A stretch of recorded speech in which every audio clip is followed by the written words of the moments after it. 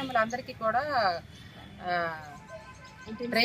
Intensive period అని సంవత్సరం 6 నెలలు ట్రైనింగ్ ఇవ్వడం జరిగింది. ఈ ట్రైనింగ్ పీరియడ్ మీద మేము అప్పుడే హైకోర్టులో పిటిషన్ వేయడం కూడా జరిగింది. కాంట్రాక్ట్ స్టాఫ్ నర్స్ అందరూ కూడా పిటిషన్ వేస్తే అది వాళ్ళకి స్టాఫ్ నర్స్ ఉద్యోగం ఇవ్వడం లేదు, ఓన్లీ నైపుణ్య శిక్షణ అని మాత్రమే మాకు అప్పుడు చెప్పారు.